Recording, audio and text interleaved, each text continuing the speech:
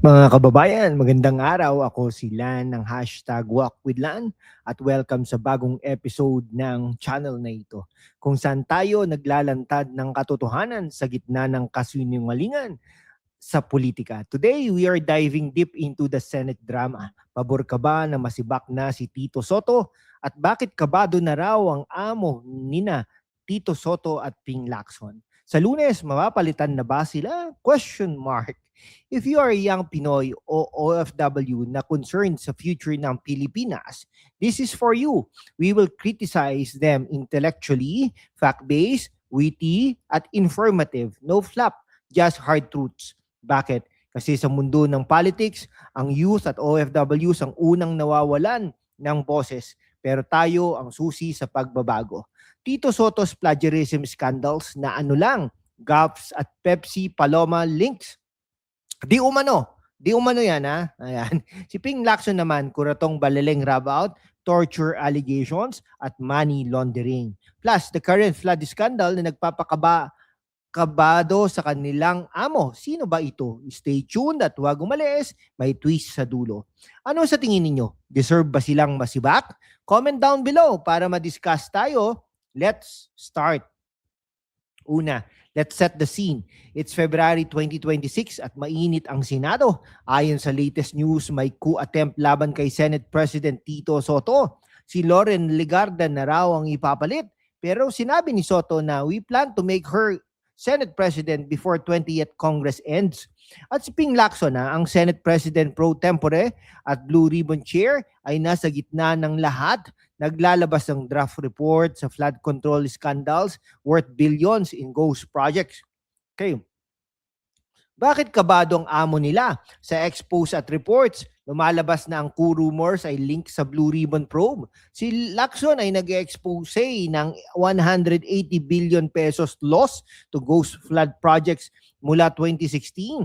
May leaked draft recommending charges at sinabi ni Soto na ito ang dahilan ng unrest, hindi leadership issue, kundi corruption exposés at pro-China sentiments sa Senado. Sino ang amo? Speculation points to figures like those benefiting from pork barrel of flood funds. Posibleng link sa Villar o DDS Black. Witty thought ha, parang domino, pag nahulog ang probe, lahat ng korap kabado.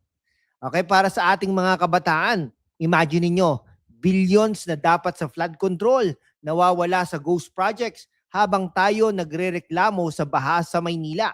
Mga OFWs, pera nyo yan sa taxes. Ano sa tingin ninyo? Orchestrated ba ito para pigilan ang probe? Like and share if you think so. Now let's zoom in on Tito Soto. Kilala siya sa comedian from Itbulaga, pero sa politics, he's a symbol of how showbiz blurs with governance, often to our detriment. Noong 2012, accused siya ng plagiarism. Kinopya ang speech ni Robert F. Kennedy at blogger Sarah Pope without citation sa anti-RH bill speech niya. Sabi niya, why quote a blogger? Pero hello, intellectual property, ethics complaint filed but didn't prosper naman. O parang script ng school bukol, kinopya pero walang credits. At yung 2017 na ano lang, remark kay Judy Tagiwalo, belittling single mothers. Nasaan na kaya si dating secretary, DSWD Secretary Judy Tagiwalo? No? CHR condemned it as sexist para sa mga kabataan in a country with high single-parent families. Insensitive ito. OFW marami sa inyong single parents, does this resonate? Alam ko, si Tito Soto, naging Senate President under Duterte. Ba't kaya nagkaganon, no? Ito, Pepsi Paloma case. Ito, hindi na po natin i-discuss kasi Nag-resurface po kasi ito in 2025 pero nagkaroon ng cyber libel case versus filmmaker Daryl Yap, no? Victim blaming on Itbulaga. Taken out of context daw, but critics say otherwise. Anti-RH stance, delayed family planning, affecting youth health. Ayun yung mga issues ni Senator Tito Soto. Senate President. Deserve ba siyang maging Senate President? Comment your thoughts. Keep it civil, ha? Wala po tayong dito. Okay. Shift to Ping Lacson, anti-corruption crusader, pero maraming skeletons sa closet. He's a former cop turned senator, but his record shows hypocrisy. Kuratong Baleleng Rabaut 1995, accused of summary execution through, though acquitted, torture allegations during martial law sa MISG, that he denied it. But historian Alfred McCoy claimed it.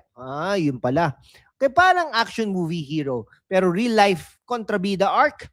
Money laundering, 2001 accusations of laundering 700 million US dollars drug money as PNP chief, allegedly. Allegation lang po yan. Undeclared US assets mansions, not in SALN, talaga ba? Fugitive 2010 to 2011 over the Sir Corbito case, a murder case, fled before arrest warrant. Shut off. Sabing gano'n, grabe nga si Ping Lacson, no? To critics of flood probe, word war with Amy Marcos over pork para sa ating mga kabataan. Anti-corruption daw, pero accused of links to drugs and kidnappings, allegedly. OFWs, this affects remittances, pero ninyo sa corrupt sistema. Sino sa tingin ninyo ang mas may credibility? Mag-comment po kayo. Ngayon, bakit magkaalyado sina Soto at Lacson? Sa current drama, Soto defends Lacson versus coup rumors, linking it to Blue Ribbon exposés. Ang amo, posibleng dosing flood scandals o pro-China black. Soto question, pro-China sentiments blocking resolutions. Lacson called coup threats a continuing crime. Their alliance, mga kaibigan, shields corruption probes pero expose systemic issues like pork barrel at ghost projects. Parang tag team sa wrestling pero ang bayan ang natatalo. Delays reforms affects youth jobs, OFW's rights. Billions lost while we flood literal at figurative. Ano kaya ang susunod? Sa Lunes, mapapalitan na ba sila? Okay. Soto po and Lacson's controversy show why we need accountable leaders. Para sa ating mga kabataan, this stalls progress on education, health. Sa ating mga OFWs naman, corruption eats your hard-earned taxes. Time for change. Vote wisely. Demand transparency. Huwag maging naano lang sa politika. Get informed. Share your stories below. Paano naapektuhan kayo ng corruption? Mga kababayan, sa mundo kung saan ang kasinungalingan ay nangingibabaw, ang katotohanan ng unang sinisikil. Pero kasama kayo, magpapatuloy tayo sa laban, walang takot, walang kinikilingan, at laging handa para sa bayan. Sumali na sa aking YouTube channel membership sa #WalkWithLan at tulungan natin ang channel na maabot ang 100,000 subscribers. Ano ang inyong suporta? Ang susi sa kalayaan natin para ipagpatuloy ang pagbabalita ng katotohanan. Salamat at kita-kits sa laban. Okay to sum it up, pabor ako na masibak sila if facts prove incompetence. Stay vigilant mga kababayan. Next episode natin, more on Senate coups. Subscribe, like, share. Help us hit 100,000 subscribers. Salamat sa panonood at ingat lagi. #WalkWithLan out. Maraming salamat at mabuhay po ang Pilipinas.